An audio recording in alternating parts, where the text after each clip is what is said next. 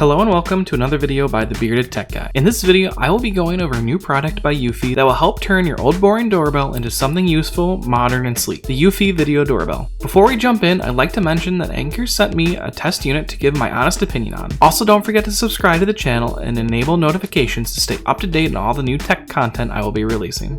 The Video Doorbell is feature-packed and definitely seems positioned to take market share from Ring and Nest Hello doorbells. Some of the major features include 2K resolution, HDR, human detection, and 4 gigs of local storage. The Video Doorbell is IP65 rated, which means it is water resistant and should have no trouble in rain or snow. Operating temperatures are listed between -4 and 122 degrees Fahrenheit, which should be enough for most users. I will be curious to see how it does when the weather gets a bit warmer for me, as well as this winter. Field of view for this doorbell is a massive 160 degrees, which puts it on par with both the Nest Hello and Ring 2.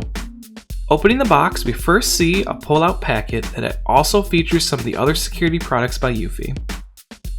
Inside the packet, you will find the doorbell removal key, contact information, mounting template, window cling, and installation guide. Behind all that is the doorbell itself and the door chime. One thing I am disappointed with this video doorbell is the lack of ability to have the doorbell ring my indoor chime. This is something that both the Nest Hello and Ring doorbells support. I've submitted that as a feature request, so hopefully that's something possible in the future. Behind the doorbell is a little box that has both the doorbell mount and wedge that helps angle the doorbell 15 degrees either to the left or right. Removing the main packaging reveals a small accessory box. Inside the box is multiple baggies with different parts and labeled with different steps. I really like that the different steps are sorted out and labeled. It makes installing a lot more organized and easier.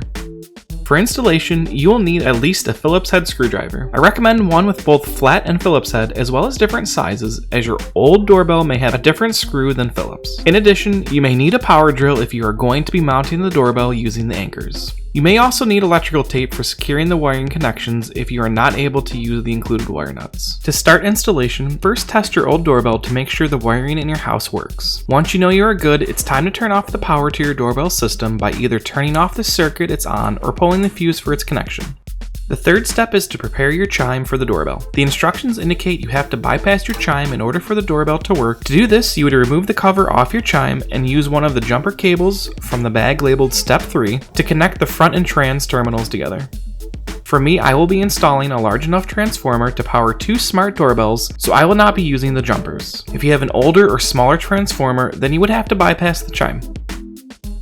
The fourth step is removing the existing doorbell. Most older standard doorbells are installed with 2 small flathead screws. Remove those screws and carefully pull the doorbell away from the building. Make sure to not put too much strain on the doorbell wires. With the doorbell away from the building, we can go ahead and remove the 2 wires from the old doorbell.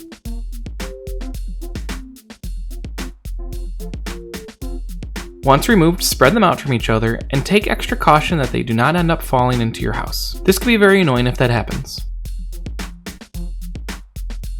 The fifth step is to determine if you will need to drill holes or not. This is accomplished by using the provided mounting template. Depending on your mounting material, it may be a good idea to use the template if you are drilling holes for your screws, or if you need to use the included anchors.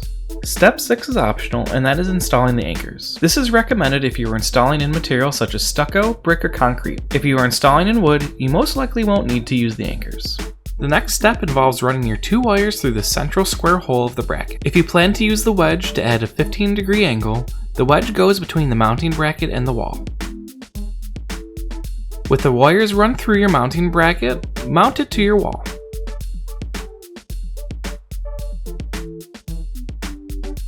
Depending on the material you are mounting to, you may need to use a power drill with a Phillips head bit. For me, I can just use a screwdriver. Step 8 is to attach the wires to the back of the doorbell. The doorbell does include wire nuts and extension cables if the wires in your wall are too short. There is no specific wire to terminal on the back of the doorbell, so you don't have to worry about that.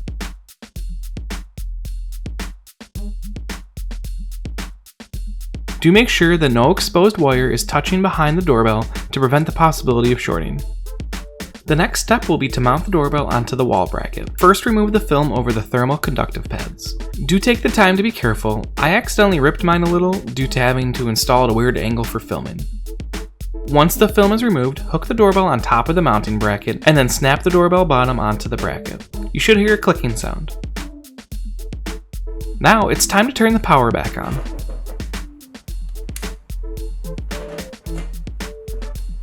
Step 11 is to connect your doorbell to the wireless network. To do this, wait until the doorbell is flashing yellow. In the Eufy Security app, open the menu and navigate to My Devices. Click on the plus sign on the top right hand of the screen and select the doorbell. You will then scan the barcode on the back of the doorbell. You can also scan the barcode on the back of the packet that came in the box. If you have trouble, you can input the code manually. Once scanned, you will be presented with installation instructions. You can either skip these if you are ready to go, or follow them for help getting set up. Once at the end, click on Doorbell Lights Up. You'll be prompted to select a wireless network you want to connect to. Do note that the video doorbell only supports 2.4 GHz wireless networks. Once selected, enter your wireless network password. The doorbell will then attempt to connect to the wireless network. Once the doorbell is successfully connected to your network, it's time to set up your door chime.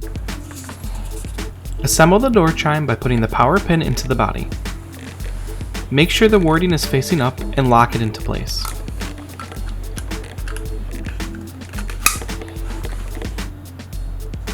Then plug it in and wait for the light to turn blue.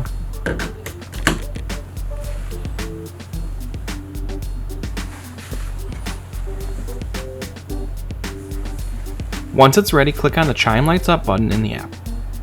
Next, press and hold the sync button on the top of the chime for 2 seconds. The light will flash blue and a ding sound will be heard. Once you hear the ding, click on Connect in the app. The doorbell will then turn blue if successfully paired. If not, push the button on the doorbell to attempt pairing. Once paired, click on Done.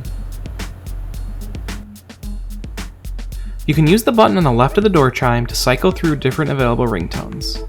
The button on the right can be used to cycle through different volume levels.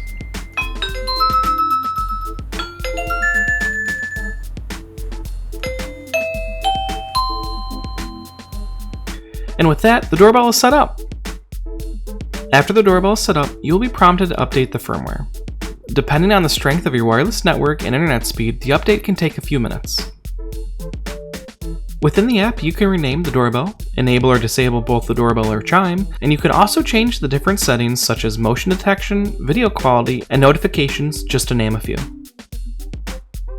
Within the motion detection section, you can set up an activity zone. These are where you would want motion to trigger an alert. You are able to shape the area as you need. You are also able to set the sensitivity level for motion detection. One thing I really appreciate is that as you change the sensitivity level, the description and pictures below change to better illustrate the type of movement that will be detected. At the time of this recording, I am having issues with motion detection at night. I am working with support to try to figure out what the issue is. I am hoping that this will be resolved soon, as it is a major requirement for a video doorbell to be useful, but I've not heard of anyone else having this type of issue, so I'm thinking it may be something with my unit or setup, probably with the big wall of reflective trees or something. The next setting I want to go over is video quality. And here you can enable HDR if your videos are not bright enough, or distortion correction if your camera is giving too much of the fisheye effect. In this section, you can also set the streaming quality for when you are live streaming to your mobile device. And you are able to change the recording quality to either increase video quality at the cost of storage, or decrease quality to gain more storage capacity. Under night vision, you only have the option to turn the auto setting on or off. Quick response is a really cool feature that I like for the Eufy doorbell. Quick responses allow you to record your own personal message that would be played back to someone who rings your doorbell.